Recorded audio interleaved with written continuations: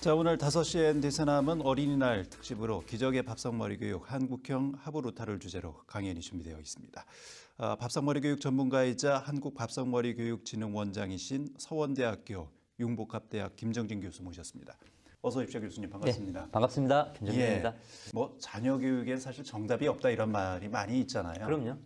많은 부모님들이 또 자녀 교육에 관심을 갖고 있습니다만 늘 숙제인 것 같아요, 자녀 교육은. 그렇죠. 예. 특히 한국 사회에서 우리 부모라는 이름보다 학부모로 많이 불리잖아요. 그렇죠. 그러니까 그런 우리 한국 사회 특징으로 볼 때 특히 자녀 교육이 더 중요하지만 또 잘 안 되고 있는 부분인 것 같아요. 예. 뭐 전문가 100이면 100 다 해법이 달라서요. 맞아요. 맞습니다. 네. 교수님께서 언제부터 이렇게 자녀 교육에 관심을 갖게 되셨어요? 저는 한 2015년부터고요. 그러니까 이제 아이들하고 제가 떨어지는 주말 부부했었거든요. 직장 때문에. 그러다 보니 이제 아이들하고 좀 이렇게 사이가 좀 멀어졌었고. 딱 보기에도 제 성격이 별로 안 좋아 보이잖아요. 그러니까 첫째 딸하고 좀 많이 그 성격 차이도 있었고 해가지고 좀 많이 다퉜어요. 그럼 사이가 더 멀어지니까 이걸 어떻게 좁혀보지? 그 고민에서 시작해가지고 이제 약간 제가 덕후 기질이 있다 보니까 계속 파고들어서 여기까지 왔습니다. 네. 개인적인 경험이 바탕이 되셨네요. 그럼요. 예. 지금 이제 자녀하고 사이가 좋아지셨습니까? 지금은 좋죠. 지금 딸이 이제 중학교 2학년인데요. 아직까지는 사춘기가 없어요. 그래서 저는 없을 거라고 보는데 어떻게 될지 모르지만, 네네. 현재는 사이가 좋습니다. 근데 밥상머리 교육을 강조를 많이 하고 계세요. 예, 그럼요. 그 밥상머리 교육이 어떤 의미가 있습니까? 그러니까 이 밥상머리 교육이 정의를 딱 내려드리면 밥상이 우리가 학교 가면은 책상이 있잖아요. 그러니까 그게 학교 가면 책상이 교육하는 공간이잖아요. 집에서는 밥상이잖아요. 그렇죠. 밥상에서 앉아서 부모하고 대화를 나누는 공간적인 의미가 있고요. 머리는 이제 시작이거든요. 책 앞에 보면 머릿말이 있잖아요. 그러니까 머리는 우리 아이가 나올 때도 머리부터 나오잖아요. 그러니까 순수 한국말인데 시작이 된다는 거예요. 이제 뭐가 시작이 되냐? 밥상에서. 밥을 먹으니까 육체가 시작이 되고 성장을 하는 거고 부모하고 대화를 나누면서 정신적으로 성숙하는 게 시작이 되는 거거든요. 그러니까 이게 밥상머리 교육이 우리 한국말인데 순수 한국말인데 굉장히 의미가 되게 깊어요. 반면에 유대인의 이제 교육이라고 하는 밥상머리 교육은 하부르타인데 그거는 친구라는 의미거든요. 그러니까 사실 단어만 보더라도 우리나라 단어하고 굉장히 깊은 의미를 이게 안에 갖고 있는데 사실 잘 안 되고 있죠. 그래서 저는 뭐 부모 교육, 밥상머리 교육 뭐 지금 요즘 하부르타도 많이 얘기하고 있지만 한국만의 고유한 우리의 그 밥상머리 교육을 좀 찾고 싶어서 좀 사실 일제강점기 때 그런 것들 많이 잊어버렸어요. 일본이 그걸 못하게 해서 사실 많이 잊어버렸다가 지금 아직까지 이제 그게 여파가 현재까지 와 있는 상태이기 때문에 그래서 밥상머리 교육 좀 문화운동을 저는 하고 있는 겁니다. 사실 저희 어렸을 때는 밥상에서 말 많이 하면 안 된다 이렇게 그렇죠.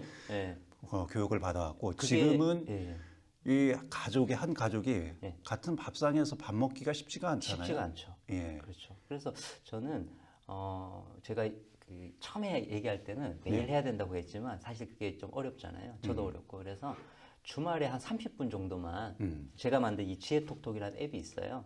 한국형 탈무드로 제가 만들었거든요. 그래서 한 일주일에 한 30분 정도만 아이들하고 대화를 나눠도 실제 이게 한 3개월 정도만 지속이 되잖아요. 그래서 몇 시간 안 되지만 실제 밥 먹을 때 그 되게 대화를 거의 안 한단 말이에요. 그렇죠. 그런 게 한 30분 정도 해서 일주일에 3개월 정도만 지속이 되면 이야기를 안 하면 어색해져요, 이제는. 그러니까 잠깐 하면 바뀌는 건데 그게 좀 어려운 거죠. 알겠습니다. 그런 노하우를 오늘 강연을 통해서 좀 듣도록 하겠습니다. 그럼 본격적으로 강의를 좀 듣겠습니다. 안녕하세요. 저 기적의 밥상머리 교육으로 오늘 강의할 서원대 김정진 교수입니다. 코로나 시대 이제 집이 교실이 됐죠, 그죠? 잊고 있었던 진실이 드러났습니다. 어떤 진실이냐? 바로 부모는 아이의 첫 선생님이란 겁니다. 우리가 거의 잊고 지내고 있었죠, 그죠? 그런데 대부분의 부모는 어떻습니까? 선생님이 되는 교육을 받지 않았죠. 그러니까 한마디로 무자격자가 교육을 하는 겁니다.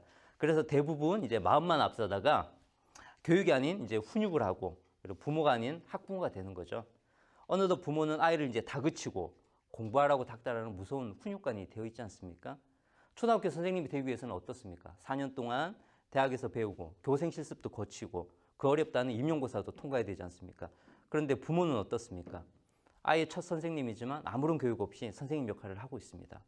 정말 위험하지 않습니까? 부모의 교육은 아이 인생을 100% 좌우합니다. 그래서 부모가 밥상머리에서 올바른 선생님이 되기 위한 교육이 꼭 필요한 거죠. 그래서 오늘 이렇게 중요한 밥상머리 교육을 바로 지금 여기에서 제가 시작을 하겠습니다. 자, 포스트 코로나, 이제 코로나가 곧 끝나겠죠. 그죠? 이제 백신이 들어오고 하면서 곧 끝날 텐데, 포스트 코로나의 뉴노멀은 뭐냐? 바로 집입니다. 집. 지금 구글, 페이스북, 트위터 등 많은 기업들이 어떻습니까? 페이스북만 보더라도 마크 저커버그는 5에서 10년 내 전 직원의 50%가 원격 근무를 하게 될 거라 했고, 집에서 근무하는 시간이 많이 늘어나면서 어떤 변화가 생겼습니까? 바로 아이들하고 부모가 함께하는 시간이 늘어난 거지 않겠습니까? 그러면서 부모들은 근본적인 질문을 몇 가지를 던질 수 있습니다. 첫 번째, 집에서 자녀에게 이제 무슨 교육을 해야 되지? 라는 거예요. 그 다음에 두 번째는 코로나 이후 다른 바이러스가 오면 또 어떻게 될까? 세 번째, AI 시대에는 무슨 교육이 필요할까? 네 번째, 교육은 이제 그럼 어떻게 준화될까? 이게 부모들이 요즘에 가지고 있는 질문이죠. 지금 문명 전환기라고 합니다. 포스트 산업, 이제 산업화 시대가 끝났죠. 그리고 포스트 코로나, 그 코로나 그걸 확 당겨버렸거든요. 그러면 포스트 산업, 포스트 코로나 시대는 어떤 시대가 생겨날까? 바로 이미 와 있는 AI 시대죠. 인공지능입니다. 이에 따라서 몇 가지 지금 전 세계에서 발생하는 현상들을 살펴보면요. 2017년에 이런 일이 있었습니다. 골드만삭스라고 하는 금융기업이죠. 미국의 대표적인. 거기에 어떤 일이 있었냐면 인공지능 켄쇼가 소프트웨어 프로그램이죠. 입사를 하게 됐습니다. 골드만삭스에 입사를 하게 됐고, 그 다음에 어떤 일이 벌어졌냐면 600명의 트레이더가 주식을 사고 파는 거를 트레이더라고 하는데, 600명의 트레이더가 30일 동안 할 일을 이 켄쇼가 무려 3시간 만에 우아하게 끝내버립니다. 그 다음 어떤 일이 벌어졌냐? 바로 골드만삭스에서는 600명 중에 2명만 남겨두고 598명을 바로 해고해버렸습니다. 그러고 나서 골드만삭스는 뭐라 그랬냐면 이제 우리는 금융기업이 아니다. 바로 AI 기업이다. 라고 선포를 했거든요. 미국 5대 대학병원 한번 볼까요? 인간 약사가 없습니다. 한 명도 없습니다. 인간 약사가. 왜 그렇겠습니까? 인간 약사는 의사의 처방전을 갖고 정확하게 물론 노력해서 하겠지만, 제조를 하겠지만 실수를 인간이니까 할 수 있겠죠. 그죠? 그런데 실험을 해봤더니 AI 약사가 실수가 하나도 없는 겁니다. 그래서 현재 미국 5대 대학병원에는 인간 약사가 한 명도 없습니다. 최근에 여러분들 일론 머스크 많이 들어보셨을 겁니다. 일론 머스크가 테슬라의 창업주기도 하지만 또 하나 회사를 가지고 있습니다. 무슨 회사냐면 바로 오픈 AI라는 회사거든요. 그 회사에서 최근에 인공지능을 만들었는데요. 바로 GPT-3라는 인공지능을 만들었습니다. 가장 최근에 한 버전인데요. 이 GPT-3랑 기자하고 채팅으로 이제 대화를 나눴는데요. 이렇게 물었습니다. 너 감정 있니? 라고 물었습니다. 인간 기자가. 그랬더니 이 GPT-3가 뭐라고 그랬냐면, 나 얼마 전에 스티븐 스필버그 감독이 만든 AI라는 영화를 보고 울었어. 라고 얘기를 했다는 겁니다. 우리가 평소에 생각했던 인공지능은 어떻습니까? 감정이 없다고 생각했죠? 그렇지만 그렇지 않다는 겁니다. 그러고 나서 기자가 또 물었습니다. 너 인간이 되고 싶지 않니? 라고 물었습니다. 그랬더니 이 GPT-3가 뭐라 그랬냐면 전혀. 인간은 너무 불쌍한 존재야. 내가 왜 인간이 되어야 되지? 라는 얘기를 했습니다. 그 말 속에 어떤 의미가 내포되어 있습니까? 바로 인공지능이 인간보다 우월하다는 그런 생각을 이제 인공지능이 가지고 시작했다는 겁니다. 얼마 전에 이 김주아 앵커인데요. 김주아 앵커를 10시간 만에 학습한 AI가 작년에 1년 내내 MBN이라는 채널에서 정오 뉴스를 실제로 진행을 했습니다. 그러니까 사람들은 그냥 중간에 만약에 봤다면 AI 앵커인지 김주아 앵커인지 구분할 수 없을 정도의 AI 시대에 우리가 살고 있는 것이죠. 이지성 작가는 에이트라는 책에서 이렇게 얘기했습니다. 미래 사회는 AI에게 지시를 내리는 계급과 인공지능의 지시를 받는 계급으로 나뉠 것이다. 즉 0.몇 %의 AI에게 지시를 내리는 계급, 그리고 나머지 대다수 사람들은 지시를 받는다 그랬습니다. 그런데 인공지능을 이기는 최고의 무기는 뭐라고 했냐? 바로 인문학, 철학이라고 했습니다. 왜 그럴까요? 자, 여러분들이 만약에 자율주행차를 샀다고 가정을 해보세요. 그러면 운전은 누가 합니까? AI가 합니까? 사람이 합니까? 운전은 AI가 하죠. 인공지능이 하죠. 그죠? 그런데 차를 타고 쭉 가고 있었어요. 한 70km로 가고 있는데 갑자기 공이 튀어나오더니 어린아이가 탁 축구하다가 이제 공을 주우러 나왔습니다. 그런데 그 순간에 브레이크를 밟게 되면 너무 공간이 짧아서 아이를 그 브레이크가 밀리면서 미끄러지면서 아이를 칠 수밖에 없는 상황입니다. 그럼 대부분 사람은 어떻게 합니까? 왼쪽으로 핸들을 돌리든 오른쪽으로 핸들을 돌리겠죠. 아이를 보호하기 위해서. 그런데 왼쪽도 절벽, 오른쪽도 절벽입니다. 자, 그러면 여러분들은 어떤 선택을 하시겠습니까? 아이를 보호하시겠습니까? 아니면 절벽으로 떨어져서 아이를 보호하겠습니까? 아니면 브레이크를 밟아서 아이를 보호하겠습니까? 그런데 재밌는 것은 이 AI 시대, 자율주행차가 보편화되는 시대에는 그 선택을 누가 한다? 바로 사람이 아닙니다. 인공지능이 하게 되는 겁니다. 인공지능이 여러분들의 목숨까지 책임지는 그런 시대에 우리가 살고 있는 겁니다. 그러니까 아이를 먼저 보호할 것이냐? 아니면 나를 먼저 보호할 것이냐? 그런 딜레마를 누가 해결할 수 있습니까? 결국 인공지능을 설계하는 것은 사람입니다. 그래서 아까 얘기했던 이지성 작가가 얘기했던 이제 AI 시대는 인문학, 철학이 중요한 겁니다. 왜? AI를 설계하려면 그런 인문학적인 사고를 가지고 설계를 해야 되겠죠. 그래서 지금 하버드, MIT, 실리콘밸리 등 여러 사립학교에서는 트리비움이라는 교육을 합니다. 트리비움은 뭐냐면 라틴어인데요. 트리는 세 가지, 비움은 길입니다. 그래서 세 가지 길. 그래서 문법학, 논리학, 수사학을 얘기하는데요. 문법학은 책을 읽고 이해하는 거고요. 논리학은 나만의 그 책을 읽고 논리를 만드는 거. 그리고 수사학은 그거를 글로 쓰는 걸 얘기합니다. 자, 보겠습니다. 4차 산업혁명을 클라우스 슈밥은 4차 산업혁명을 2016년 1월에 다보스 포럼에서 처음 얘기했던 사람입니다. 뭐라고 했냐면 4차 산업혁명은 테크가 아니다. 바로 휴머니티라 그랬습니다. 기술이 아니라는 거죠. 인간이라는 거죠. 왜 그러냐면 바로 4차 산업혁명 시대가 인공지능 시대이기 때문입니다. 그래서 지금부터는 뭐냐? 우리가 AI하고 경쟁하는 시대 아니겠습니까? 그래서 그럴수록 인간만의 고유한 능력을 키워주는 역량이 굉장히 중요해졌다. 그래서 슈밥은 네 가지를 얘기했습니다.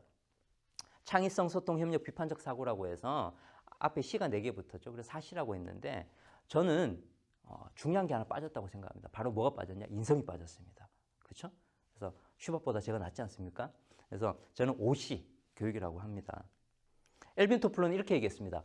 한국의 학생들은 하루 15시간 동안 학교와 학원에서 미래에 필요 없는 지식과 존재하지도 않을 직업을 위해 시간을 낭비하고 있다. 라고 얘기했거든요. 공감하십니까, 여러분들? 많이 공감하실 겁니다. 그런데 왜 이렇게 모두가 공감하는데 우리의 교육은 바뀌지 않을까요? 그런데요, 일본은 작년에 엄청난 변화가 있었습니다. 개혁이 있었죠. 교육개혁이. 무슨 개혁이었냐? 한국의 수능은 일본의 수능을 벤치마킹을 많이 했습니다. 사실. 그런데 일본은 작년부터 수능시험을 보지 않습니다. 수능시험을 딱 단절하고 국제바칼로레아라는 시험을 봅니다. 객관식은 없습니다. 정답이 정해져 있는 시험이 아닙니다. 자기가 정답을 만들어내는 거죠. 한국의 수능은 어떻습니까? 정답이 다 정해져 있죠. 그러니까 문제를 많이 풀어야지 암기식 교육, 주의식 교육을 해야지 수능 점수가 올라갈 수밖에 없어요. 그래서 일본은 그거를 알고 아베가 2013년에 총리가 다시 되면서 교육개혁을 이뤘고 시범교육 기간을 거쳐서 작년에 비로소 국제바칼로레아가 들어왔습니다. 그러면 이 시험 문제가 어떤 거냐? 이런 겁니다. 행복의 조건은 무엇인가 서술하시오. 그러니까 내가 생각하는 행복의 조건이 무엇인지 서술하려면 어떻게 해야 됩니까? 평소에 책을 많이 읽어야 되겠죠. 친구들하고 대화하고 토론을 많이 해야 됩니다. 이런 교육으로 다 바뀌었고요. 그래서 일본의 교실 현장은 지금 3, 4, 5 모여서 다 대화와 토론하는 수업으로 바뀌었습니다. 아이들이 학교에 와서 하루 종일 뭘 하냐면 친구하고 마주 앉아서 대화하고 그렇게 집으로 가는 겁니다. 사고가 엄청나게 커지겠죠. 경청하게 되고 남과 다른 생각을 해야 되니까 비판적 사고력이 생기고 그게 창의력으로 이어지는 교육이 바로 국제바칼로레아입니다. 그런데 한국에도 충남, 그다음에 제주도, 그다음에 대구에서는 이 국제바칼로레아가 시범적으로 지금 들어와 있거든요. 향후에 저는 한 10년 정도 보고 있는데 이 수능이 없어지고 국제바칼로레아가 들어올 것입니다. 왜냐하면 이 국제바칼로레아는 일본에서 이 국제바칼로레아를 보게 되면 전 세계 2,500개 대학에 원서를 넣을 수 있습니다. 우리가 예전에 미국 대학을 가려면 어떻게 해야 됩니까? 한국 학생들은 미국 수능 시험을 봐야 되죠. SAT를. 그런데 국제바칼로레아만 보면 전 세계 2,500개 대에 원서를 넣을 수 있기 때문에 이제 한국도 이렇게 갈 수밖에 없을 것입니다. 자, 이 일본 교육에서 추구하는 국제바칼로레아가 들어오면서 추구하는 6가지의 교육 모토입니다. 한번 볼까요, 선생님들? 나는 누구인가? 또는 우린 누구인가? 나는 어떤 장소와 시대에서 살고 있나? 나는 스스로를 어떻게 표현하나? 만물은 어떻게 기능하고 세계는 어떻게 움직이는가? 그리고 나는 어떻게 스스로를 조직하고 사회를 체계할 수 있나? 내가 지구에서 다른 생물들, 다른 사람들과 공존하려면 어떻게 해야 하는가? 어떻습니까? 나, 너, 우리, 공동체까지 다 그죠? 깊게 생각할 수 있는 이런 교육이 일본에 지금 들어왔다는 것이죠. 부러우면서도 굉장히 무서운 겁니다. 자, 장면을 한번 바꿔보겠습니다. 일론 머스크, 요즘 세계에서 가장 핫한 인물이죠. 일론 머스크가 자녀를 위해 만든 학교를 한번 볼까요? 왜 만들었을까요? 일론 머스크는 이렇게 얘기했습니다. 지금 학교는 미래에 필요한 것을 전혀 가르치지 않는다. 그리고 우리 아이들을 위해 세상에서 가장 좋은 학교를 내가 만들겠다라고 공표를 했습니다. 그리고 2014년에 그 학교를 만들었습니다. 바로 에드 아스트라라는 학교입니다. 일론 머스크가 자녀가 5명 있거든요. 학교의 모토가 뭐냐? 바로 AI에 지배당하지 않는 아이를 키우는 것이 모토입니다. 입학 커리큘럼 모든 게 비밀이고 세상에서 가장 비밀스러운 학교였는데 최근에 그 학교를 만드는 데 관여한 인물들이 인터뷰를 통해서 일부 밝혀졌습니다. 현재 31명이 지금 다니고 있고요. 성적이나 숙제는 없습니다. 근데 중요한 것은 여기서 여러분들 어떤 식으로 교육을 하냐? 바로 테스형, 소크라테스식 대화법 수업으로 모든 수업이 진행이 됩니다. 이런 겁니다. 거기서 많이 하는 이제 게임이 있는데 바로 아스트라 플레이 게임이라고 합니다. 여러분들 한번 들어보세요. 아주 작은 마을에 공장이 있습니다. 머릿속에 공장을 떠올려 보세요. 그런데 그 공장은 주변의 호수를 오염시키고 있습니다. 그러면 공장을 폐쇄해야 할까요? 사람들의 일자리를 지켜야 할까요? 어떻습니까? 딜레마죠, 그죠? 아이들이 에다스트라에서 학교에서 이런 주제를 가지고 친구들하고 대화하고 토론을 하는 겁니다. 딜레마를 해결하는 거죠. 왜 딜레마를 해결하겠습니까? 바로 AI 윤리, AI를 설계하는 것은 결국 사람인 겁니다. 그래서 그런 딜레마 훈련을 통해서 이 아이들이 AI를 잘 설계할 수 있게끔 배우는 것이죠. 그런데 누가 선생님이 가르쳐 주는 겁니까? 그렇지 않습니다. 바로 대화와 토론으로 해결책을 친구들하고 직접 대화를 통해서 찾는 것이죠. 여기서 추구하는 게 4가지입니다. 바로 깊게 생각하는 능력, 생각을 정밀하게 다듬는 능력, 그 다음에 생각을 알기 쉽게 표현하는 능력, 다른 사람들과 공감하는 능력을 배우는 것이죠. 아까 보셨던 어떻습니까? 일본의 교육 모토하고 거의 비슷하죠. 그죠? 이게 지금 세계의 흐름입니다. 교육에. 여기서 우리는 5개의 진실을 발견할 수 있습니다. 첫 번째, 포스트 코로나는 집이 교실이 될 수 있다. 두 번째, 부모 교육이 더 중요해진다. 그에 따라서. 세 번째, 제2의 코로나가 언제든 다시 올 수 있다는 것. 네 번째, 코로나로 인해 AI 확산 속도가 더 빨라진다는 것. 5번째, AI 시대는 지식이 아닙니다. 뭐죠? 지혜 교육이죠. 지혜 교육이 더욱 중요해진다는 겁니다.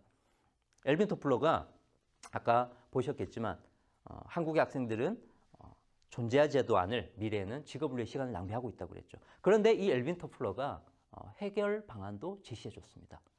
이 엘빈 토플러 말이 어디서 나왔냐면은 2001년도 때 우리나라가 새천년이 되면서 한국의 비전을 설계를 해달라고 해서 엘빈 토플러한테 용역을 줬었습니다. 국가 용역을.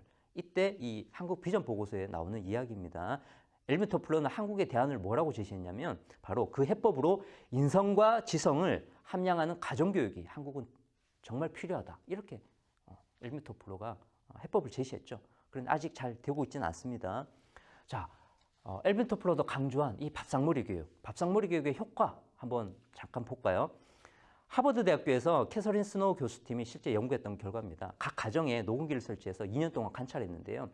이야기, 아이가 그러니까 책으로 엄마하고 책을 읽고 배웠던 아이는 단어가 2년 동안 300개를 배웠는데 밥상머리 대화를 통해서 배우는 단어는 1000개 이상이었습니다. 훨씬 배가 넘죠. 그리고 그 밥상머리 교육에서 아이들이 배웠던 그 어린 시절의 어휘가 고등학교 성적과 직결되는 것을 확인을 했고요. 콜롬비아 대학교에서는 약물 오남용 예방센터에서 연구를 했었는데 가족 식사를 자주 하지 않는 청소년은 다른 아이들보다 흡연 비율이 4배 높았었고요. 음주 비율이 2배나 높았습니다. 일본을 한번 볼까요? 일본의 아키타현이라고 들어보셨나요? 아키타현은 일본에서 대입 성적이 항상 최고로 높게 나오는 마을입니다. 우리나라로 치면 대치동 정도 되는 거죠. 그런데 여기는 완전 시골인 거고요. 그래서 아베 노부루 교수는 궁금했습니다. 어떻게 이 시골 마을에서 항상 대입 성적이 최고로 나올까 봤더니 그쪽 마을에 공통적인 특징이 있었는데요. 가족 식사 빈도가 굉장히 높았었고 그리고 식사만 하는 게 아니라 식사 시간에 아이하고 활발한 대화를 하는 것들이 공통적으로 그 마을에 어떤 문화로 자리 잡고 있었다는 겁니다. 이것만 보더라도 이 밥상머리 교육이 얼마나 중요한지 우리가 실증적인 걸 통해서 알 수가 있는 거죠. 특히 유대인을 한번 볼까요? 마크 저커버거 페이스북 창업자죠. 이렇게 얘기했습니다. 너 어떻게 성공하게 됐니? 라고 물었더니요. 기자가 부모님과의 대화 토론으로 세상을 배웠다. 라고 얘기했고요. 스티븐 스필버그는 뭐라고 했는지 아세요? 유대인이죠. 식사 시간에 항상 부모님은 내 이야기를 재밌다고 격려해 주셨다. 그리고 나는 끊임없이 부모님의 격려 때문에 새로운 이야기를 만들어냈다는 거죠. 그리고 구글 창업자 레리 페이지, 유대인입니다. 이렇게 얘기했습니다. 나의 성공 비결은 식사 시간에 나눈 대화 덕분에 끊임없이 읽고 생각하고 상상하게 되었다라고 얘기했습니다. 여러분들 구글 홈페이지 생각해 보세요. 어떻습니까? 중간에 창이 있죠. 그 창에 뭘 넣습니까? 바로 질문을 넣잖아요. 그죠? 너 어떻게 그걸 발견하게 됐니? 얘기하니까 레리 페이지가 부모님과 어릴 때부터 질문하고 답하는 방식을 그대로 웹페이지로 옮긴 게 구글이다 라고 얘기했거든요. 그래서 이 유대인을 보면요. 세계에서 유일하게 공통적인 부모 교육을 실천하고 있습니다. 우리나라는 어떻습니까? 각 가정마다 교육이 다 다릅니다. 밥상머리 교육이. 근데 유대인은 다 똑같습니다. 유대인 부모라면 누구나 하부루타를 하고 있습니다. 대화 토론이 일상화되어 있고요. 그를 통해서 지식과 지혜를 밥상머리 교육에서 아이들한테 전수하는 것이죠. 이 하부루타는 뭐라고 얘기하냐면 공부하는 파트너, 친구 뭐 이런 개념으로 이제 생각하시면 되고요. 근데 이게 어디서 시작이 되면 가정에서 시작됩니다. 그래서 우리가 밥상머리 교육이라고 하는 겁니다. 그래서 유대인 거의 모든 유대인들이 유대인의 성공 비결은 바로 이 하부루타라고 얘기를 하죠. 그래서 오늘날 유대인들은 부와 권력, 미래까지 지금 생각해 보세요, 여러분들. AI 시대 이 기업들을 이끌고 가는 대다수의 CEO, 최고 경영자들이 유대인들입니다. 인구는 1,450만 명, 경기도 인구밖에 안 되지만요. 500대 기업의 CEO의 무려 41.5%가 유대인이고요. 연간 창업수가 유럽 전체와 맞먹습니다. 이렇게 인구가 적은데도 불구하고요. 노벨상은 약 30%, 230개를 갖고 있습니다. 우리나라는 하나밖에 없지 않습니까? 그러니까 유대인이 어떻게 이렇게 부와 권력과 미래를 장악하고 있냐? 바로 밥상머리 교육, 유대인의 하부루타라고 많은 사람들이 이야기를 하고 있습니다. 자, 그러면 이 유대인의 밥상머리 교육은 도대체 어디서 왔을까? 여러분들이 궁금해하실 것 같은데요. 짧게 제가 한번 알려드리겠습니다. 그걸 알려면 기원전 63년으로 가야 됩니다. 이때 무슨 일이 있었냐면 로마가 이스라엘을 정복하게 됐고요. 로마가 이 이스라엘 땅을 식민지를 삼았습니다. 그리고 나서 그 땅에 살고 있던 사람들을 모두 쫓아내버렸죠. 디아스포라라고 하죠. 강제 이주. 그때부터 유대인들이 떠돌아다니기 시작한 겁니다. 그런데 유대인들이 잘하는 게 뭡니까? 바로 돈을 잘 벌지 않습니까? 유대인 키워드라고 하면 돈과 교육입니다. 돈을 잘 버니까 예를 들면 독일 땅에 정착한 유대인들이 그 땅에서 정착한 다음에 돈을 많이 벌어봐요. 독일 사람들이 좋아하겠습니까? 싫어하죠. 그래서 어떻게 했냐? 그 땅에 살던 사람들이 유대인들은 재산 상속을 하지 마라 해서 재산 상속 금지법을 유럽에서 많이 만들었습니다. 유대인 부모들은 무슨 고민을 하겠습니까? 그러면 우리가 아이들한테 이제 뭘 물려주지? 이런 고민을 하기 시작한 겁니다. 그리고 유대인들이 인구가 적지 않습니까? 근데 뿔뿔이 흩어서 살아요. 대를 건너가면 어떻겠습니까? 자기네들의 정체성을 잊어버리겠죠. 그래서 이 두 가지를 위해서 유대인들이 선택한 것이 바로 밥상머리 교육이란 겁니다. 하부루타인 거고요. 지금 현재 그 아프리카의 우간다라는 국가 들어보셨을 겁니다. 거기 가면 아바유다야라는 마을이 있습니다. 무려 2000년 전 나라가 멸망하고 나서 여기까지 와서 정착했던 수천 년 전에 정착했던 유대인들이 이 유다야라는 유대인 마을을 지금 아직까지 꾸려가고 있는데요. 여기 한 300명 가량 살고 있는데 2000년이 지나서 여기 사람들이 모두 어떻습니까? 피부색이 흑인으로 바뀌었어요. 왜? 현지인하고 결혼할 수밖에 없으니까. 다 흑인입니다. 지금은. 다 흑인이지만 유대인의 언어와 정체성을 그대로 보존하고 있거든요. 이 사람들이. 그게 어떻게 가능했겠습니까? 바로 밥상머리 교육 때문인 겁니다. 이 유대인의 밥상머리 교육은 지식과 지혜를 얻는 최고의 이제 공부 방법이라고 하는데요. 이게 왜 그러냐면 미국 행동과학연구소에서 학습 효율성을 이제 연구했는데요. 우리가 흔히 쓰는 공부 방법을 7개가 있는데 나눠서 똑같은 지식을 줬습니다. 그리고 공부하게끔 만들었죠. 그리고 하루 뒤에 시험 봤거든요. 근데 100점 중에 5점은 뭐였냐면 바로 강의 듣기였습니다. 강의 듣기. 그 다음에 10%가 읽기였고요. 20%가 요즘 동영상 수업 많이 하죠. 1러닝이고요. 30%가 시범 강의를 듣는 겁니다. 그 다음에 50%가 집단 토의였고 75%가 경험학습, 실제 해보는 거고요. 90%가 바로 서로 설명하는 거. 서로 설명하면서 배우는 학습이었거든요. 그러니까 유대인들이 보면은 자식들한테 뭡니까? 밥상머리 교육을 통해서 공부하는 최고의 공부 효율성이 높은 것을 전수하는 게 이게 유대인들의 밥상머리 교육인 겁니다.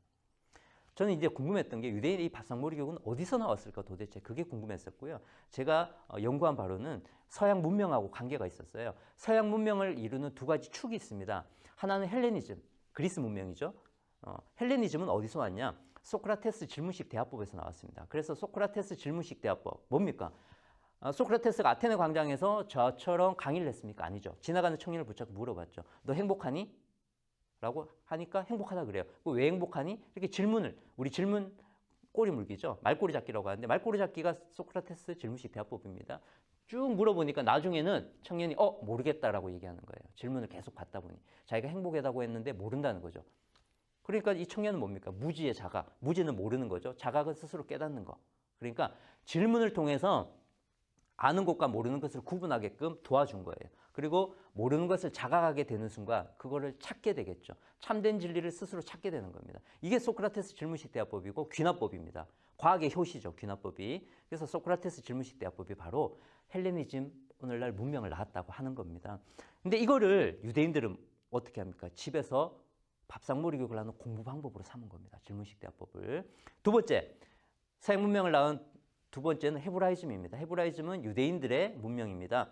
뭘로 완성이 되냐? 바로 성경, 그 다음에 탈무드로 완성이 되거든요. 이거를 교재로 삼은 겁니다. 성경, 특히 구약 성경으로 많이 하는데 구약 성경은 유대인들의 역사책인 거예요. 자기네들의 아버지들의 이야기가 구약 성경이거든요. 그걸 가지고 교재 삼아서 집에서 밥상머리 교육을 하는 거예요. 그러니까 유대인들은 밥상머리 교육을 하는데 집에서 공부 방법과 교재가 있는 겁니다. 그러니까 어때요? 공통적인 교육을 할 수밖에 없는 거죠.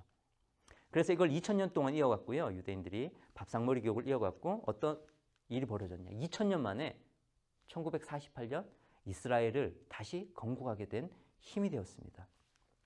자, 그러면 다른 사례를 한번 볼까요? 기원전 108년으로 한번 가보겠습니다. 이때 무슨 일이 있었냐면 바로 우리 고인돌과 비파양 동검으로 상징되는 고조선이 기원전 108년에 망했습니다. 무려 2225년을 갔는데요. 신라가 992년 갔고요. 고구려가 705년 갔습니다. 백제가 678년 갔고요. 가야가 350년 갔습니다. 그리고 고려가 474년 갔고요. 조선이 518년 갔습니다. 혹시 여러분들 제가 여기 짧게 훑어드렸는데 공통점이 뭔지 아십니까? 한국 사람은 찾기가 어려워요. 근데 중국 사람들 금방 찾을 수 있습니다. 뭐냐면 중국에서는 가장 오래된 나라가 한나라입니다. 가장 오래 존속된 나라가 약 400년 넘는데요. 두 번째가 청나라입니다. 지금 중국 직전 나라죠, 그죠? 약 350년 갔거든요. 근데 우리나라는 어떻습니까? 가야가 350년이라고 해서 짧은 역사를 그러잖아요. 중국 가면 2등이거든요. 그러니까 나라가 한번 생기면 굉장히 오래 갔던 겁니다, 우리나라가. 세계 세 번째로 오래 존속된 나라, 공인된 나라 있죠. 신라. 세계 세 번째로 오래 존속된 나라거든요. 그런데 이렇게 길게 역사가 오래 갔던 나라들이 어떻습니까? 정체성 보존에 다 실패하고 융합되고 동화돼 버렸습니다. 신라어가 지금 남아 있습니까? 고조선은 남아 있어요? 없잖아요. 그죠? 근데 유대인들은 어땠습니까? 고조선이 망하던 때와 유대인 이스라엘이 망하던 때가 40년밖에 차이 안 나요. 근데 유대인들은 2000년 동안 자기네들의 언어와 정체성을 지켜서 결국은 다시 건국을 했잖아요. 근데 우리는 왜 이렇게 돼 버렸을까요? 그 차이는 어디서 오나? 저는 바로 그 차이가 밥상머리 교육이라고 생각을 합니다. 우리가 일제시대 36년 겪었죠. 36년 겪으면서 우리가 학교에 가면 뭘 배웠습니까? 일본어를 배웠습니다. 그게 국어였습니다. 광복을 했더니 많은 아이들이 우리나라 말과 글을 잊어버렸어요. 그래서 그때 당시에 가장 활성화됐던 교육이 문해교육입니다. 한글을 알려주는. 그런데 한글을 잘 말하고 잘 쓰는 아이도 있었습니다. 어디서 배웠겠습니까? 바로 학교에서 못 배웠겠죠. 집에서 배운 겁니다. 그래서 이 밥상머리 교육이 중요한 것이고요. 유대인들이 왜 하브루타를 만들었냐? 그건 자기네들의 생존 전략이었던 겁니다. 자, 오늘날 이 유대인과 우리의 차이가 어떤 결과를 만들지 볼까요? 학업 성취도는 우리가 항상 거의 보면 이게 OECD에서 측정하는데 1위에서 3위를 합니다. 이스라엘 어떻습니까? 유대인들 339위. 차이가 많죠, 그죠? 행복지수 하면 우리가 근데 쭉 내려가고요. 교육 형태를 보면 우리가 주입식 경쟁 교육을 하고 유대인들은 집에서부터 대화 토론하니까 대화 토론 협동 교육 형태가 있습니다. 그런데 노벨상을 볼까요? 자, 세계 학업 성취도는 15세 기준이고요. 노벨상은 어떻습니까? 성인 학업 성취도죠. 근데 성인 학업 성취도에서 이렇게 차이가 극명하게 극과 극으로 나뉘는 겁니다. 왜 그러냐? 우리는 체계적인 밥상머리 교육이 없고 유대인들은 하브루타라는 걸 읽는 겁니다. 이 하브루타를 배워서 이렇게 배운 아이들이 교사가 돼서 또 그렇게 가르치는 거거든요. 결국은 창의성 문제인 겁니다. 창의성. 주입식 교육을 하고 우리는 여기는 창의성 교육을 하다 보니 노벨상과 이런 차이가 많이 날 수밖에 없는 거죠. 자, 오늘날 유대인을 보면요. 세계 부와 권력을 다 장악을 하고 있습니다. 2019년도 이걸 보면 자료를 보면요. 세계 부자 10대 부자 중에 무려 7명이 유대인들입니다. 아이비리그 교수 40%가 유대인이고요. 하버드 재학생 30%가 유대인입니다. 근데 하버드에서 뭘 가르칠까요? 바로 글쓰기, 대화하기, 토론하기를 가르치거든요. 왜? 이걸 했더니 학생들이 졸업하고 나서 세계의 리더가 되더라는 거예요. 그래서 하버드가 400년 됐습니다. 생긴 지가. 많은 교육 방법이 적용됐었고 살아남은 게 바로 글쓰기, 대화하기, 토론하기. 특히 대화하기, 토론하기 필수입니다. 필수. 예. 그러니까 이런 교육을 많이 하다 보니 유대인들이 거기 많이 들어가게 되고 또 그런 방식의 교육을 또 하게 되는 거죠. 그런데 무려 22년치의 통계 자료를 보면요. 미국 명문대학 중퇴율을 보면 한국인이 무려 100명이 들어가면 어렵게 들어가죠. 그죠? 100명이 들어가면 중도에 44명이 나옵니다. 가장 높습니다. 왜 그럴까요? 이거는 여기에 답이 있을 것 같아요. 수능 만점자 4명한테 이렇게 물었습니다. 너 수능 만점 받은 비결 뭐니? 라고 물었습니다. 모두 똑같은 대답이었어요. 문제를 반복해서 푸는 거. 이게 만점 받은 비결이었다는 거죠. 만점 받은 친구가 공부가 너무 싫었다는 거예요. 그럼 다른 아이들은 어떻습니까? 우리가 행복지수 세계 꼴찌죠. 청소년. 청소년 자살률 세계 1위입니다. 자, 그런데 연세대 사회발전연구소에서 매년 연구하는 통계가 나옵니다. 청소년 자살 원인을 매년 파악하고 있는데요. 여기 지금 보시는 파란색 그래프 있죠? 이게 이제 자살 원인 1위입니다. 중학교는 무려 50%입니다. 50% 육박하죠. 원인이 뭘까요? 바로 부모 갈등이었습니다. 부모 갈등. 여러분들 학업이라고 생각하셨죠? 학업 아닙니다. 부모 갈등 문제가 청소년 자살의 원인이 1위였고요. 불행한 이유의 최고를 차지하고 있었습니다. 그래서 더욱 밥상머리 교육이 중요한 것이고요. 2019년도 국정감사 때 교육부에서 공개한 자료입니다. 거기에 봤더니 심리부검을 했어요. 자살한 그 청소년들 대상으로 심리부검을 했는데 심리부검은 육체부검이 아니라 그 자살한 그 친구의 그 부모님 또는 친구를 찾아가서 왜 죽게 되었을까요? 이렇게 물어보는 걸 심리부검이라고 합니다. 심리부검을 했더니요. 무려 111명 중에 56명이 부모의 갈등으로 자살했다는 거예요. 그래서 이렇게 부모와 자녀의 갈등을 해소하는 게 우리 사회에 굉장히 중요한 일입니다, 사실은. 근데 부모와 자녀 갈등 문제가 어떤 문제를 낳습니까? 바로 청소년 자살을 낳았죠. 근데 청소년 자살, 이 부모와 자녀 갈등, 이 청소년 자살 속에 여러 가지 원인이 있지만 그 중에 하나가 뭐가 있냐면 바로 사교육 문제가 있습니다. 사교육 문제가 오늘날 어떤 결과를 낳습니까? 바로 우리 사회에 노인 빈곤을 낳았죠. 젊을 때 벌어서 아이한테 가버리니까 노인 빈곤을 낳죠. 노인 빈곤 문제가 어떤 문제를 낳습니까? 우리 사회에 노인 자살 문제까지 이어지죠. 지금 노인 빈곤율, 노인 자살률이 OECD 최고 수준이거든요. 결국은 아이도 불행하고 노인도 불행한 우리나라가 불행사회하지 않습니까? 자, 그러면 이 원인을 거슬러 가보면 뭐와 만납니까? 바로 부모, 자녀 갈등에 만나는 겁니다. 이걸 어떻게 해소할 수 있습니까? 저는 바로 밥상머리 교육을 통해서 해소할 수 있다고 보는 겁니다. 저는 왜 밥상머리 교육을 하게 되었을까요? 저는 아버지로부터 밥상머리 교육을 잘 받았을까요? 물론 잘 받고 싶었다고 아버지한테 말해드리고 싶지만 실제 저는 아버지로부터 밥상머리 교육을 받은 건 잘 없는 것 같아요. 예, 밥 먹으면서 조용하라는 이런 얘기는 사실 혼은 많이 났었는데 저도 그렇게 자랐었고요. 아이들한테 저도 그렇게 키웠어요. 그러다가 어떤 일이 있었냐면 제가 직장 때문에 몇 년간 주말 부부였었고요. 이게 한 2015년도 때 얘기입니다. 벌써 한 6년이 됐네요. 그죠? 그리고 제가 좀 성격이 안 좋아요. 제가 생각해도. 그리고 이게 좀 급하다 보니까 우리 딸은 내성적이거든요. 뭔가 물어보면 집에 와서 주말마다 제가 집에 왔으니까 주말 부부하면서 뭘 물어보면 빨리 대답을 안 하니까 제가 버럭버럭 소리 지르고 그래서 사이가 점점 멀어졌었죠. 근데 어느 날 제가 우리 딸이 초등학교 3학년 때 공개 수업을 갔었습니다. 그래서 아빠는 저밖에 없더라고요. 그래서 선생님이 질문을 하니까 고먼 때 아이들은 서로 막 답하려고 이렇게 손 들고 하지 않습니까? 근데 우리 딸만 손을 안 들더라고요. 기분이 어떻겠습니까? 기분이 굉장히 우울해졌죠. 그죠? 그러다가 아이들이 모든별로 3-4명씩 나와서 이제 그 시를 읽고 율동하는 시간이 있었어요. 근데 우리 딸 차례가 돼서 이제 딱 나왔어요. 근데 딸이 딱 나오더니 자기가 공책을 갖고 나와서 끝날 때까지 얼굴을 가리고 있더라고요. 제 기분이 어떻겠습니까? 굉장히 안 좋겠죠. 그날 이제 와이프랑 대판 싸우고 막 그랬었습니다. 그때 제가 이제 유아교육과 교수였습니다. 지금은 윤곡학대학이겠지만 그래서 학교 가서는 뭐 유아교육론 가르치고 부모교육론 가르치고 막 그랬거든요. 그러니까 완전 이중 인격자였죠. 그래서 사실 마음이 굉장히 불편했었어요. 그런 부분 때문에. 그런데 저의 인생의 그 터닝 포인트가 있었습니다. 바로 우리 딸의 영학원 숙제 공책을 보고 제가 확 바뀌었는데요. 영학원 숙제 공책을 어느 날 제가 봤는데 그 뒷장에 말풍선들이 있어가지고 아이들이 낙서하는 공간이 있었어요. 우리 딸이 이렇게 써놨더라고요. 영어는 싫지만 해야 하는 거 유유. 영어는 꿀잼이 절대 아니야. 영어는 오잼. 너무 재미없다는 거죠.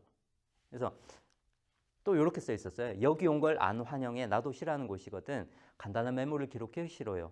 바른말 고운말 사용해요? 싫어요. 이렇게 적혀 있더라고요. 아이의 마음속에 어떻습니까? 온통 분노가 차 있는 거죠. 그래서 내가 바뀌어야 되겠다. 정말 그때 후회를 많이 했었거든요. 그러고 나서 제가 다짐을 합니다. 그리고 아버지 학교를 갔어요. 자진 군대 제대한 이후로 직접 자진 해서 여기에서 이제 갔어요. 그래서 7일 동안 있었는데 뭐 와이프 불러서 발도 씻기고 그다음에 딸에 대한 잘못된 거 반성문도 쓰고 하면서 이제 눈물을 줄줄 흘렸죠. 그렇게 동기부여가 확대해서 이제 잘해야지 하고 이제 나왔는데 한 7일 정도 되니까 낙발이 확 떨어지더라고요. 왜 낙발이 떨어졌을까? 곰곰이 생각해 보니까 제가 이 밥상머리 교육을 하는 스킬과 노하우를 못 배운 거예요. 그 동기부여만 돼서 나온 거죠. 그래서 그때부터 제가 부모교육, 밥상머리 교육을 공부하기 시작했던 거고요. 그러면서 육아도서, 뭐 보고서, 논문 등등 많은 공부를 하게 됐고 아주 중요한 발견을 했습니다. 바로 뭐였냐? 무지의 자각을 하게 된 겁니다. 한국에는 밥상머리 교육이 없구나. 체계적인 밥상머리 교육이 없구나. 라는 것을 깨닫게 됐고요. 그리고 하브루타가 원체 좋다고 하니까 유대인의 밥상머리 교육을 실천을 해봤습니다. 전 종교인이 아니기 때문에 성경 가지고는 안 했고요. 탈무드를 가지고 했는데 한 2달 정도 하다가 주말에 오면 한 30분, 1시간씩 했었거든요. 하다가 중도에 포기하게 됐습니다. 이걸 계속하면 우리 아이들이 유대인이 되겠다. 왜냐하면 탈무드는 좋은 글도 많지만요. 유대교의 종교인인 랍비가 만듭니다. 지금도 만들고 있거든요. 당연히 유대인의 그 선민의식이라든지 유대인의 그런 고유한 정책선들이 녹아져 들어가 있기 때문에 맞지가 않은 거죠. 그래서 결국은 내가 한국형 밥상머리 교육을 만들겠다고 해서 처음에는 아이하고 집에서 신문 읽고 대화하는 시간을 한 30분씩 정도 가졌었어요. 그리고 조금 길어졌고요. 그렇게 한 3달 정도 지났더니 우리 딸이 어느 날 오더니 이렇게 얘기했어요. 아빠 토론하자. 딱 이렇게 얘기했습니다. 아빠 토론하자. 그게 시작이었고요. 그게 2015년도였는데 벌써 한 6년이 지났는데 이제는 매주 토요일이나 일요일 날 아침 먹고 1시간씩 집중 대화 토론을 합니다. 그 사이에 신문에서 제가 직접 만든 한국형 탈무드 지혜톡톡 앱이라고 있습니다. 그 지혜톡톡 앱을 만들어서 직접 제가 우리 아이들 하려고 만들었습니다. 그래서 그걸 가지고 늘 아이들하고 대화를 지금 하고 있고요. 그 사이에 많은 변화가 있었습니다. 우리 딸은 원래 수줍음이 굉장히 많은 친구입니다. 지금도 좀 내성적인 성향이 강하고요. 근데 어느 날 이제 우리 새학기가 되면 어떻습니까? 아이들이 반장 선거 나가죠. 저는 당연히 우리 딸은 뭐 나간다는 얘기도 없었기 때문에 안 나간 줄 알았어요. 그날 근데 자려고 딱 누웠는데 딸이 오더니 자기가 반장 선거 나갔다는 거예요. 그래서 제가 궁금해서 그래? 몇 표 받았어? 라고 물었어요. 근데 0표를 받았다는 거예요. 근데 이 내성적인 아이가 부끄러움 많은 아이가 얼마나 부끄러운 일일 수 있잖아요. 근데 그 이야기를 하는데 눈빛을 봤더니 굉장히 뿌듯한 눈빛이었어요. 뭐였냐면 자기가 그렇게 부끄러워하고 친구들 앞에 나오면 공책 가리고 할 정도의 아이였는데 자기가 그거를 무릅쓰고 나갔다는 거예요. 뭔가 얘기했다는 거죠. 그 눈빛을 보고 제가 그날 굉장히 울컥했었는데요. 그러니까 아이가 어떻게 변화가 시작이 되었습니까? 바로 아빠하고 친해진 거죠. 엄마하고 대화를 통해 가지고 세상을 배워가기 시작한 겁니다. 그러다가 시간이 좀 흘렀어요. 학원 영어를 굉장히 영어학원 다니는 거 싫어했어요, 얘가. 그래서 영어학원 가면 어떻습니까? 안 그래도 말하기 싫어하는데 외국 사람이 와서 또 말까지 시키니까 얼마나 싫었겠습니까? 그래서 아빠는 학원 다니기 싫어 그러더라고요. 그래서 제가 이 제안서를 써오라 그랬습니다. 그럼 너 영어 학원 3년 다녔는데 앞으로 뭐 할 거니? 그래서 제안서 써오라 그랬어요. 그랬더니 우리 딸이 영어 단점으로 해서 이렇게 적었더라고요. 공부 못하는 애와 공부 잘하는 애를 좀 차별한다. 잔소리가 좀 귀에 거슬린다. 쉬는 시간이 5분밖에 없다. 이렇게 적어왔더라고요. 그래서 이게 다 뭐 인권하고 연결된 거 아닙니까? 그래서 끊어줬어요. 2017년 3월에 끊고 나서 그동안 초등학교 3학년 때 학원을 끊고요. 학원을 쭉 안 다니다가 올해 중학교 2학년이 됐거든요. 올해 이제 처음 다니기 시작했습니다. 수학학원에. 수학이 어렵잖아요. 그래서 지금은 지가 보내달라고 해서 지금 보냈고요. 학원 첫째, 둘째 다 학원을 계속 안 보내다가 올해 이제 처음 보내기 시작했습니다. 자, 학원을 끊고 무슨 일이 벌어졌냐? 6개월이 지났습니다. 우리 딸이 오더니요. 도크 다이어리라는 영어 책이 있습니다. 이거를 13권짜리인데 시리즈. 이걸 갖고 와서 읽기 시작하더라고요. 영어를 그렇게 싫어하던 친구가. 근데 이 친구한테는 자기주도 학습을 하면서 영어가 좋아진 거였어요. EBS를 가지고 영어 주도 학습, 자기주도 학습을 했었거든요. 그러고서 나중에 해리포터도 영문파로 다 읽진 않았지만 영문판을 일부 읽기도 했었습니다. 이건 벌써 한 3년, 2년 전 얘기네요. 2년 전 아이들이 겨울방학이었던 것 같습니다. 우리 딸이 그때 6학년이었고 우리 아들이 4학년 때 겨울방학 때였는데 총균세하고 그때는 아무것도 안 했어요. 학원은 안 다닐 때라서 집에서 그냥 책 읽고 나가서 놀고 요것만 했었거든요. 방학 때. 근데 아이들이 그때 2년 전에 읽었던 책들입니다. 총균세, 사피엔스, 추사 김정희, 용준 선생님 쓴 굉장히 좋은 책이거든요. 근데 이런 책들을 아이들이 다 읽더라고요. 이게 일명 벽돌책이라고 합니다. 굉장히 두꺼워서. 근데 제가 물어봤습니다. 너 어떻게 이거를 읽었어? 그리고 다 읽었어? 또 재밌었니? 물어봤어요. 그러니까 아이들 재밌다는 거예요. 그러니까 제가 왜 이럴까 곰곰이 생각해 보니까 아이들이 그동안 뭘 했습니까? 2년 전 얘기는 벌써 4년 동안 아이하고 늘 주말에 여러 가지 대화를 나눴잖아요. 지혜톡톡 가지고 또는 신문을 가지고 대화를 하다 보니 아이들이 세상에 대해서, 세상의 원리에 대해서 알아가기 시작한 겁니다. 이런 책들이 다 세상의 원리에 대한 책이거든요. 진화 같은 책이거든요. 그래서 이 밥상머리 인문학을 통해서 아이들이 이렇게 성장하게 됐고요. 아이들, 우리 첫째 지우는 공부를 잘한다고는 할 수는 없어요. 그렇지만 이런 책을 읽고 글 쓰고 그다음에 대화하면서 세상을 지금 배워가고 있는 것에 큰 저는 의미를 두고 있습니다. 자, 저는 그 밥상머리 교육을 시작하면서 이걸 어떻게 하면 좀 더 퍼뜨릴 수 있을까? 그래서 제가 고민했던 게 한국판 탈무드를 한번 만들어 보자. 그래서 지혜톡톡이라는 이제 앱을 제가 만들게 되었는데요. 여기서 추구하는 게 바로 질문이 있는 밥상, 지혜가 있는 밥상, 행복 있는 밥상입니다. 이거는 지금 제가 광고도 달지 않았고 완전히 무료로 오픈해 놨습니다. 예를 들면 빵 사진을 골랐어요. 그러면 거기에 보면 질문 대화 방법이 있고 질문이 있습니다. 어떤 질문이냐? 네가 오늘 학교에서 급식 도우미를 하는데 친구가 빵을 하나만 달라고 그랬는데 아니, 2개를 달라고 했다고 했을 때 그러면 원래 하나씩 줘야 되잖아요. 2개 주면 어떻습니까? 누가 한 명 못 먹잖아요. 그럼 너 어떻게 하겠니? 친한 친구가 그렇게 2개를 달라고 할 때 너는 어떻게 하겠니? 이거는 뭡니까? 타인에 대한 생각, 배려를 해야지 답을 나올 수 있는 거죠. 이렇게 질문하고 대화하는 것들이 다 인성과 관련된 질문들이 있습니다. 대화하는 순간 바로 인성의 역량이 함량되게끔 그렇게 설계되어 있고요. 감정 마찬가지입니다. 여러분들 오늘 한번 어린이날인데 한번 해보시기 바랍니다. 하나의 감정을 걸고 아이한테 너 오늘 어떤 기분이었니? 라고 하나 골라볼래? 라고 해서 하나 골랐습니다. 예를 들면 미안함을 골랐어요. 왜 미안했니? 오늘 엄마 아빠가 선물을 줬는데 나는 못 줬어. 그래서 미안해. 라든지 다양한 이야기들이 또는 친구하고 싸웠어. 왜 싸웠니? 등등 여러 이야기들을 나눠볼 수 있게끔 설계가 되어 있고요. 직업 굉장히 중요하죠. 그래서 집에서 여러분들이 아이랑 진로 직업을 코칭하고 이야기 나눌 수 있게끔 설계도 되어 있습니다. 몇 가지 하는 방법 중요한 스킬을 알려드리겠습니다. 뭐 밥상머리 교육 스킬이라고도 할 수 있고 지혜톡톡 스킬이라고 할 수 있는데 한국 부모님들은 어떻습니까? 아이가 물으면 대부분 답을 알려줍니다. 유대인들은 절대 답을 알려주지 않습니다. 다시 되묻습니다. 그래서 아이가 스스로 답을 할 수 있게끔 하는 거죠. 두 번째는요. 당연한 질문을 자주 합니다. 사람은 왜 살지? 또는 여기 대전이지 않습니까? 대전이란 도시는 왜 대전이 되었을까? 당연한 거. 한자에 보면 다 그 속뜻이 있죠. 그럼 큰 밭입니다. 큰 밭이겠죠. 그죠? 왜 여기가 그렇게 되었을까? 이름이 어떻게 됐을까?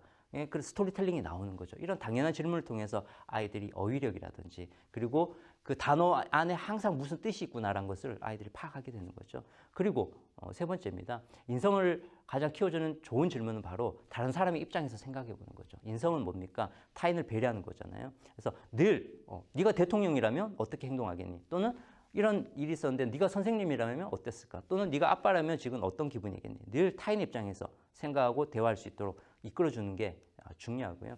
그 다음에 여러분들 지혜톡톡을 하시든 뭐 신문을 갖고 하시든 또는 대화를 하시든 아이들하고 대화가 뚝뚝뚝 끊기시죠? 어떻게 해야 됩니까? 바로 소크라테스 질문식 대화법 꼬리 잡기를 하셔야 됩니다. 아이들이 얘기를 하죠. 그러면 꼬리를 물고 아이들이 대화하는 그 답한 거에서 다시 꼬리를 물고 또 질문하고 하시는 거예요. 그런데 질문만 계속하면 아이들이 싫어하겠죠. 그래서 여러분들 나 때는 말이야 이런 거 직장에서 하시면 안 되지만 집에서는 많이 하셔야 돼요. 왜? 여러분들의 그 나 때는 말이야는 아이한테 굉장히 좋은 간접 경험이 되는 거거든요. 그걸 통해서 아이가 부모님을 이해하게 되고요. 그 부모의 경험이 곧 뭐다? 바로 지혜죠, 지혜. 아이한테 지혜가 되는 겁니다. 삶의 지혜가 되는 거예요. 그래서 집에서는 나 때는 말이야 정말 많이 하셔야 돼요. 어린 시절 얘기 많이 하시고 그러면서 소통하게 되죠. 부모가 그렇게 하면 아이가 어떻겠습니까? 마음이 열려서 자기 얘기도 꺼내놓기 시작하는 겁니다. 마지막으로 대화에서 항상 마지막에는 어떤 문제가 있었다면 문제 해결 방안까지 항상 물어봐서 아이가 스스로 창의력과 문제 해결력을 키워갈 수 있도록 이렇게 대화를 나누시면 좋겠습니다. 이효영 선생님은 이렇게 얘기했어요. 물음표가 씨앗이라면 느낌표는 꽃이다. 이게 무슨 뜻이냐? 물음표는 질문이겠죠. 그죠? 예. 질문을 통해서 아이의 생각이 새롭게 시작이 되고 생각이 탄생하는 것입니다. 생각의 씨앗을 뿌리는 것이죠. 그 다음에 뭡니까? 부모님들은 어떻게 해줘야 됩니까? 칭찬을 해주셔야 됩니다. 아이가 뭔가 말을 해주면 늘 칭찬, 엉뚱한 말이라도 늘 칭찬을 해주세요. 그러면 아이가 점점 말이 많아지고 어떻습니까? 그렇죠? 거기에서 대화가 계속 확장이 되겠죠. 결국 그 질문이 꽃을 피우게 되는 겁니다. 그래서 우리가 브레인스토밍이라고 하지 않습니까? 브레인스토밍은 모든 대화에서 수용을 해준다는 거거든요. 브레인, 뇌가 폭풍을 일으킨 게 브레인스토밍입니다. 어떻게? 많은 말들을 수용을 해줌으로써 그렇게 해주시면 좋겠습니다. 자, 이기적 유전자를 쓴 리처드 도킨스는 이렇게 얘기했습니다. 우리가 사후에 남길 수 있는 것은 유전자와 밈, 바로 두 가지다. 밈이란 뭐냐? 생각이 뇌에서 내려옮겨지는 거. 우리가 아이를 낳음으로 인해서 어떻습니까? 육체적 DNA는 이미 내려갔어요. 줬어요. 그러면 생각 DNA, 정신적 이 정체성은 아이한테 어떻게 전해줄 것입니까? 그게 바로 밈인데요. 세계 명문가들 짧게 돌아보면 이 사람들이 어떻게 아이들한테 밈을 전수해 줬냐 한번 보겠습니다. 어느 자서전에서 어떤 인물이 이렇게 얘기했습니다. 내성적인 성격과 말 더듬는 증상 탓에 어린 시절 말하기를 극도로 꺼렸다. 내가 말을 잘하고 글을 잘 쓰게 된 것은 순전히 밥상머리에서 대화 덕분이었다라고 얘기했습니다. 누구냐면 바로 미국 35대 대통령 케네디입니다. 케네디 집에서는 어떻게 했을까요? 9남매였습니다, 집이. 늘 엄마가 밥 먹기 전에 식탁 앞에다가 신문 한 토막을 그날 하디슈를 오려놓고요. 글을 읽을 수 있는 아이들은 항상 다 읽고 와야 돼요. 그리고 나서 밥을 먹기 시작했습니다. 그러고 나서 또 어떻습니까? 그 이슈를 가지고 대화를 하기 시작한 거예요. 세상에 대해서 그리고 우리 지역에 대해서 인간에 대해서 그런 이야기를 통해서 늘 아이들하고 얘기하기 시작한 거죠. 가령 이렇게 했습니다. 아까 얘기했던 우리 꼬리 잡기죠. 생각꼬리 물기. 이게 실제 자서전에 나온 얘기입니다. 그 밥상에서 이렇게 얘기했었어요.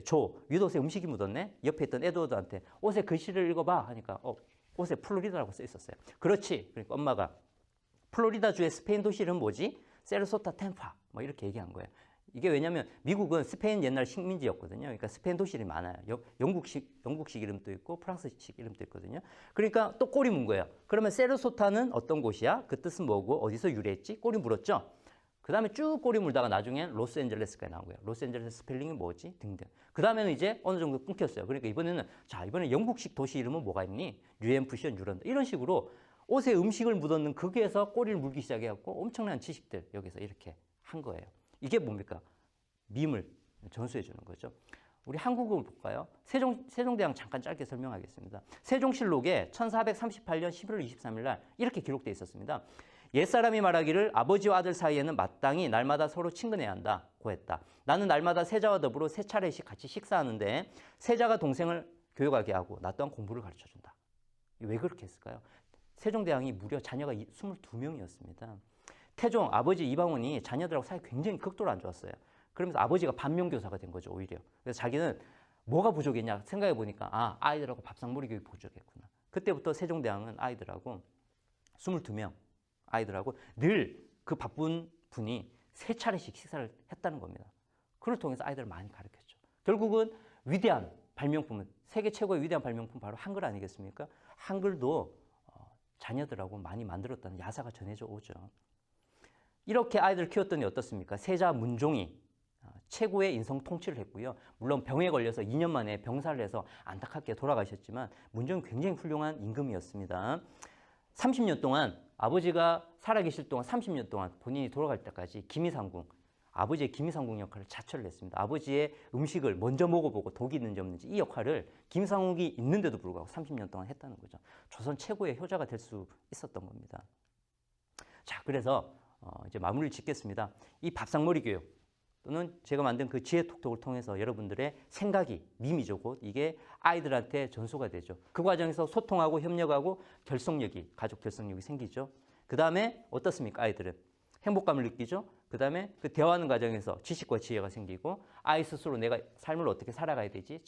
자립심이 생기는 겁니다. 그리고 그 밈이 나중에 어떻게 됩니까? 손자녀한테 내려가는 겁니다.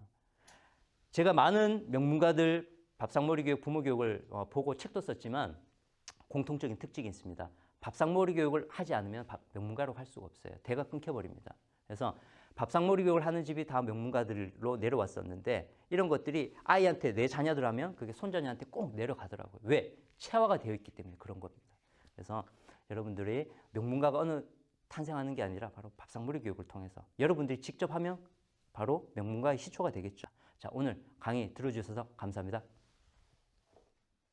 자, 강의 잘 들었습니다, 교수님. 네, 감사합니다. 예, 강의 들으면서 느낀 것이 교육 전문가들도 자녀 교육은 어려워한다, 힘들어한다. 네. 예, 그거는 이론과 실천은 좀 다른 문제이고, 그렇죠. 실천을 하려면 부모들이 노력을 해야 된다. 네.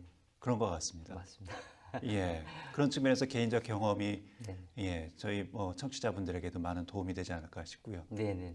우선은 이렇게 생각해 보세요. 지금 잘 얘기해 주셨는데요. 네. 아무리 교육 전문가라도 자기 자식을 교육하기는 어렵습니다. 특히 뭐 대치동에서 일타 강사도 자기 자식한테 수학 안 가르치거든요. 싸우기 때문에. 그런데 밥상머리 교육은 달라요. 예. 우리가 어떤 교과적인 지식을 가르치는 게 아니라 나의 살아온 이야기, 아버지의 예. 고민, 그다음에 엄마의 이야기 이런 것들을 그냥 나누는 거거든요. 그러니까 재미가 있어요. 그래서 제가 왜 이걸 지속하게 됐냐 그러면 아이들이 대화를 하는 과정에서 이 얼굴 표정을 보면 행복감이 있더라고요. 그러니까 그 행복감이 제가 주말 부부를 하면서 일주일 동안 에너지가 됐어요. 그리고 아이들하고 1시간 이야기 나누고 오면 그 일주일 동안 행복한 거예요. 그럼 또 하고 싶다. 왜? 예. 우리 아이들이 그 행복해하는 얼굴을 보니까. 그리고 또 두 번째는 재밌다. 저도. 왜 제 이야기를 꺼내놓고 또 세상에 여러 이야기를 가지고 이제 얘기를 나눠보니까 예. 그런 것들이 재미가 있더라고요. 예. 그래서 여러분들이 재미를 느끼는데 시간이 좀 걸리시겠지만 뭐 지혜톡톡을 가지고 하시든 뭐 신문을 가지고 하시든 간에 한 30분 정도에서 3개월만 해보시면 분명히 제가 지속하는 그 힘이 느껴지실 거라고 생각합니다. 예. 많은 부모님들이 자녀와 대화의 중요성은 다들 알고 계실 텐데 네네. 대화하는 방법을 잘 몰라서 그렇죠. 하는 흔히 하는 실수들이 있잖아요. 네네. 주로 대화가 이제 일방적으로 훈육의 맞습니다. 방식이 되다 보니까 네네. 그런 부분들을 좀 잘 본인 스스로도 좀 느껴야 될 것 같아요, 부모들. 그렇죠. 그래서 물론 이제 부모님이 항상 좋은 말만 할 수는 없죠. 예. 그런데 이런 게 있을 것 같아요. 그러니까 이 밥상머리 교육은요, 지속이 되려면은 딱 시간을 정해놔야 돼요. 그러니까 평일에는 바쁘면 예. 주말에 우리는 뭐 토요일 아침에 하자, 또는 뭐 토요일 아침에 안 돼 점심 때 하자라든지 밥을 먹을 때 꼭 한다고 해서 밥상머리 교육은 아니거든요. 그렇죠. 그것도 밥상머리 될 수 있지만 끝나고 나서 식탁에서 딱 치워놓고 예. 그 매개체가 있어야 돼요. 그 매개체를 가지고 그런 질문을 꺼내놓고 얘기를 할 때는 이게 뭐가 중요하냐면 그 시간만큼은 안전지대가 돼야 되는 거예요. 아, 이 시간만큼은 부모님이 나한테 뭐라고 하지 않구나. 내 이야기를 다 수용을 해주는구나. 이게 돼야 되고요. 두 번째는 내성적인 아이들은 질문해도 답을 잘 안 해요. 그래서 제가 사실은 이 밥상머리 교육을 왜 이렇게 연구를 했냐면 우리 딸 때문이거든요. 아무리 뭐 묻고 이렇게 좋은 얘기를 해도 반응이 잘 없어요. 그래서 어떻게 하면 이 아이의 말을 이끌어내지? 결국은 그것은 칭찬이었습니다.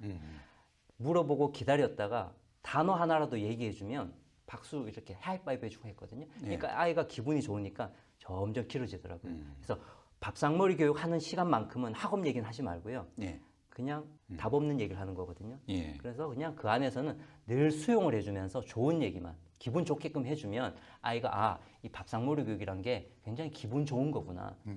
유대인들은요 탈무드를 처음 시작할 때 탈무드 책 앞에 꿀을 발라놓습니다. 그리고 그 어린 아이한테 핥아먹게 해요.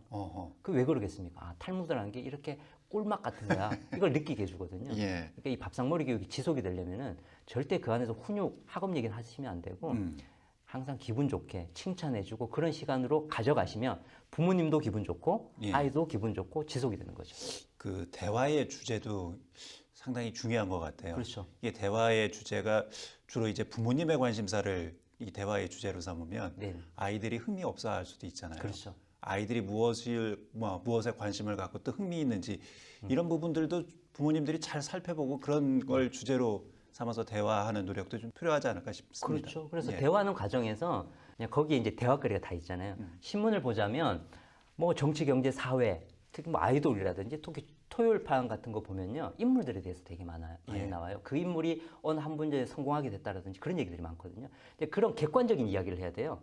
그런 객관적 얘기를 하는 과정에서 그러면 너는 뭐에 관심이 있니? 너는 어떤 직업을 가지고 싶냐? 아니면 뭐 너 요즘에 누구랑 친해? 이게 자연스럽게 나오는 거예요. 그 과정에서. 예. 그러니까 처음부터 아이한테 너 요즘 누구랑 친해? 부담스럽죠. 그게 아니라 이야기하는 과정에서 자연스럽게 그건 나올 수밖에 없더라고요. 예. 그래서 그거는 고민하지 마시고 그런 그 토크박스 역할을 하는 지혜톡톡이든 뭐 신문을 가지고든 그런 매개체를 갖고 객관적인 이야기를 시작하면 거기서 주관적인 이야기는 자연스럽게 나온다. 예, 알겠습니다. 방송을 듣는 많은 부모님들이 예. 좀 좋은 이 도움이 될 수 있는 팁이 되지 않을까 싶습니다. 네, 감사합니다. 예, 끝으로 오늘 어린이날입니다. 네. 뭐 본인들께 강조하고 싶은 말씀 있으면 끝으로 좀 듣고 마무리를 하겠습니다. 네. 그래서 조금 힘드시더라도 처음에 어려울 수 있어요. 그렇지만 참으시고 한 3개월만 지속해 보시라고 말씀드리고 싶습니다. 그러면 언젠가는 2대, 3대 내려가면 그 집이 바로 명문가가 되는 것이죠. 예, 알겠습니다. 자, 오늘 5시 엔데서남 기적의 밥상머리 교육 한국형 하부루타를 주제로 어린이날 특집 강연을 진행을 했습니다. 지금까지 밥상머리 교육 전문가이자 한국밥상머리 교육진흥원 원장이신 서원대학교 융복합대학의 김정진 교수였습니다. 교수님 고맙습니다. 네, 감사합니다. 자, 5월 5일 수요일 순서 여기서 마치겠습니다. 내일 뵙겠습니다. 김현선이었습니다.